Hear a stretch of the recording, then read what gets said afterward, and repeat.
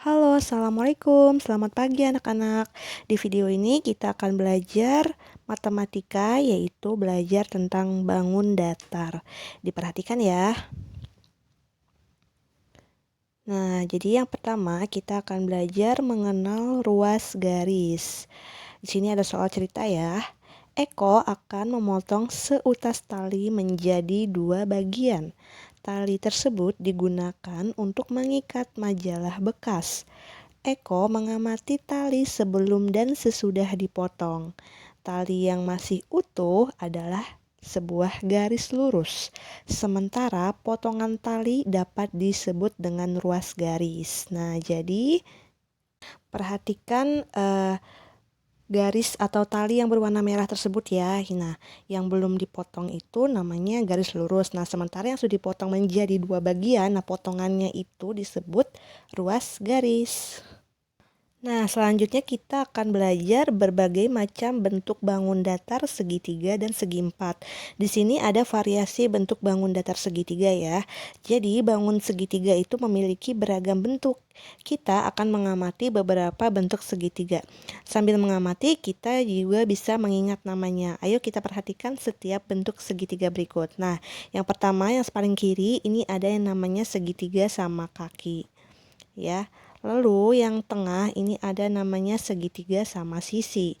Lalu yang terakhir yang sebelah kanan ada yang namanya segitiga sembarang. Jadi cara membedakannya yaitu kalau segitiga sama kaki, ruas garis yang sebelah kiri dan ruas garis yang sebelah kanan itu panjangnya sama ya, mempunyai panjang yang sama. Nah, sementara kalau segitiga sama sisi itu seluruh ruas garisnya itu panjangnya sama ya, ketiganya itu sama ya ruas garisnya. Nah, kalau yang segitiga sembarang itu panjang dari garis-garisnya itu, ruas garisnya itu semuanya ketiganya berbeda ya. Makanya dinamakan segitiga sembarang. Nah, jadi segitiga ini mempunyai 3 ruas garis ya. Atau bisa disebut juga mempunyai 3 sisi ya. Kenapa? Karena setiap ruas garis disebut sisi pada bangun datar ya. Jadi ruas garis itu sama dengan sisi tapi pada bangun datar ya. Nah, selanjutnya kita akan mengenal variasi bentuk bangun datar segi empat. Bentuk bangun datar segi empat juga memiliki bentuk yang beragam. Nah, setiap bentuknya memiliki nama yang berbeda. Ayo kita cermati bentuk bangun segi empat berikut. Di sini yang pertama ada jajar genjang. Bentuknya itu sisi yang sebelah kiri dan sisi yang sebelah kanan itu miring ya. Lalu selanjutnya ada belah ketupat. Bentuknya seperti ketupat ya, penampakan ketupat ya. Nah, jadi bentuknya seperti ketupat. Namanya belah ketupat. Lalu ada persegi. Nah, ini persegi itu bentuknya kotak ya. Jadi setiap sisinya itu panjangnya panjang ruas garisnya itu sama ya. Nah, lalu ada persegi panjang.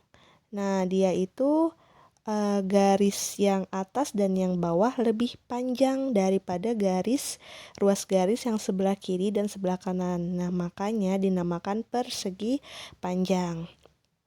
Lalu ada yang namanya trapesium ya. Nah, perhatikan ya bentuk trapesiumnya seperti atap rumah ya. Lalu selanjutnya ada layang-layang. Nah, ini bentuknya seperti layang-layang. Lalu yang terakhir ada namanya segi empat sembarang. Ya, jadi kenapa segi empat sembarang? Karena dia tidak ada atau garis-garisnya itu tidak ada yang panjangnya sama. Jadi keempat garisnya itu panjangnya beda semua. Makanya dinamakan segi empat sembarang. Baik, selanjutnya kita akan mengenal ruas garis pada bangun datar. Nah, ruas garis pada bangun datar segitiga. Eko membersihkan meja kerja ayahnya. Eko menemukan penggaris kayu milik ayah. Penggaris tersebut bangun segitiga. Ternyata bangun segitiga memiliki ruas garis. Perhatikan gambar di samping untuk memahami ruas garis pada bangun segitiga. Nah, jadi itu ya ruas garisnya. Ya, ada 3 ya, ruas garisnya ada 3. Selanjutnya ini adalah ruas garis pada bangun datar persegi. Eko merasa lapar dan mengambil sekaleng biskuit. Permukaan tutup kaleng biskuit berbentuk persegi. Terdapat selotip yang melapisi tepi tutup kaleng tersebut. Selotip tersebut jika dilepaskan membentuk garis lurus. Nah, potongan selotip di tiap sisi dapat disebut ruas garis. Nah, jadi kalau persegi itu ruas garisnya ada 4 ya. Selanjutnya di sini ada ruas garis pada bangun datar persegi panjang. Nah, setelah selesai makan, Eko mengepel lantai rumah. Kain pel yang digunakan Eko berbentuk persegi panjang. Kain pel tersebut memiliki ruas garis seperti pada kaleng. Eko mengamati ruas garis yang terdapat pada kain pel. Berikut ruas garis yang terdapat pada kain pel Eko. Nah, lihat ya, ruas garisnya juga sama, ada 4. Nah, jadi bangun datar selalu dibatasi oleh garis pada setiap tepinya. Jadi ruas garis pada bangun datar adalah potongan garis tepi dari bangun datar tersebut. Nah, selanjutnya menentukan ruas garis pada bangun datar. Kita sudah mengenal ruas garis pada bangun segitiga dan segi 4. Sekarang kita akan menentukan ruas garis pada bangun tersebut. Ayo kita perhatikan dengan seksama cara menentukan ruas garisnya. Berikut ini cara menentukan ruas garis pada bangun datar. Nah, perhatikan ya, di sini ada macam-macam bangun datar ya, ada persegi panjang, persegi, ada segitiga sama kaki, dan ada segitiga sama sisi ya. Persegi panjang ruas garisnya ada 4 ya, jadi dihitung saja setiap perpotongan garis itu. Nah, persegi juga sama, ruas garisnya ada 4. Segitiga sama kaki, ruas garisnya ada 3. Kalau segitiga sama sisi juga sama ya, ruas garisnya ada 3 ya. Tinggal kalian hitung saja ya garis-garisnya itu. Mudah sekali bukan cara menentukan ruas garis? Oke, selanjutnya kita akan menentukan ruas garis pada bangun datar layang-layang. Layang-layang termaksud bangun segi 4. Layang-layang juga memiliki ruas garis. Nah, mari kita perhatikan ruas garis layang-layang pada gambar di bawah ini. Nah, itu dia ya ruas garisnya. Ada 1, 2, 3, 4. Nah, selanjutnya ruas garis pada bangun datar jajar genjang. Eko memiliki penghapus berbentuk jajar genjang. Jajar genjang juga termaksud salah satu bangun segi 4. Jajar genjang memiliki ruas garis seperti layang-layang. Mari kita perhatikan ruas garis jajar genjang berikut ini. Nah, lihat ya, itu dia ruas garisnya. Juga sama, ada 1, 2, 3, 4 ya. Ada 4 ruas garisnya ya. Nah, selanjutnya ruas garis pada bangun datar trapesium. Eko sedang mengamati tas jinjing milik ibunya. Nah, tas tersebut berbentuk bangun datar trapesium. Trapesium juga termaksud salah satu bangun segi 4.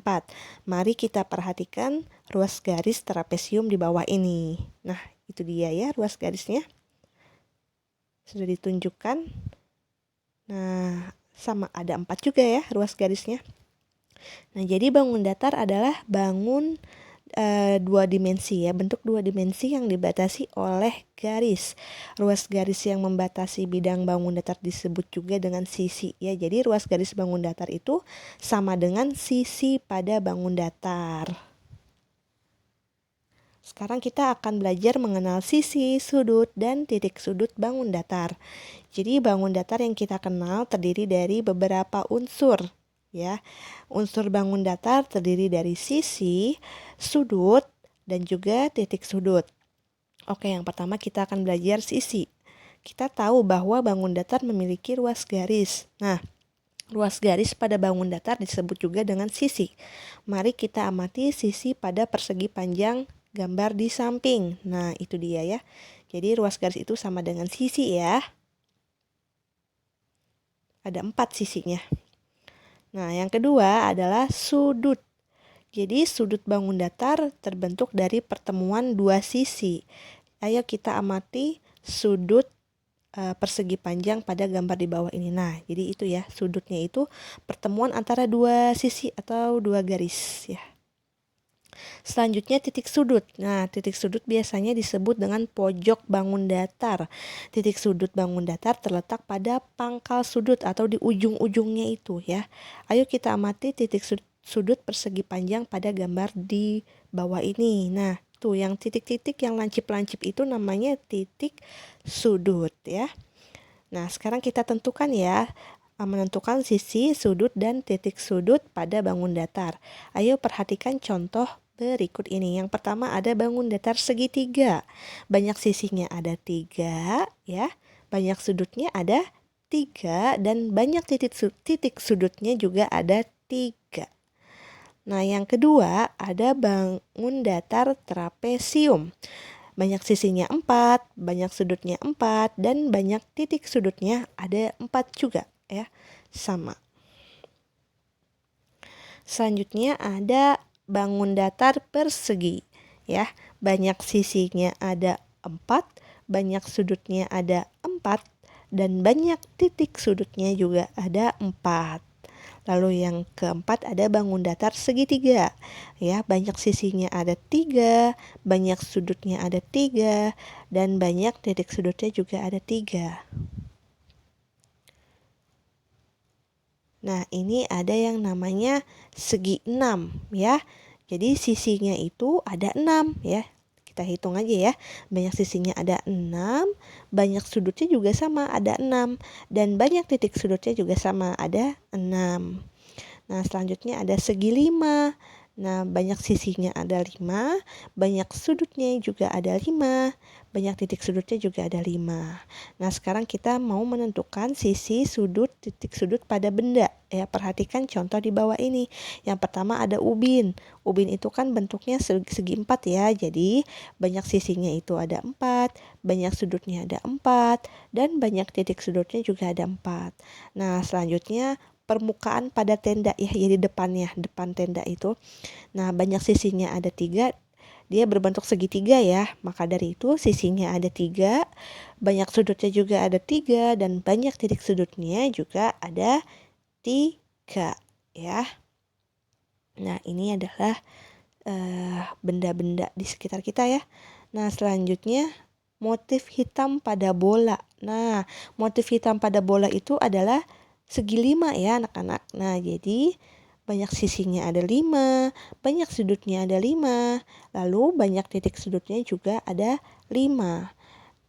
Nah, selanjutnya ada buku. Buku itu bentuknya segi 4 ya, karena sisinya ada 4 ya. Sisinya ada 4, banyak sudutnya ada 4 juga, dan titik sudutnya juga ada 4. Nah, lalu selanjutnya permukaan meja atasnya ya. Atasnya meja. Nah, itu berbentuk segi 4 ya.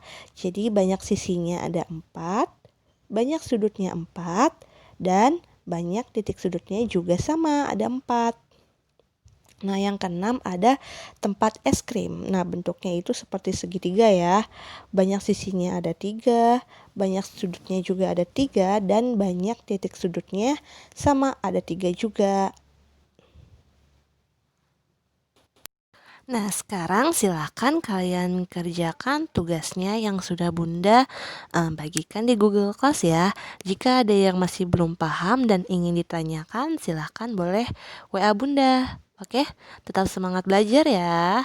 Wassalamualaikum warahmatullahi wabarakatuh.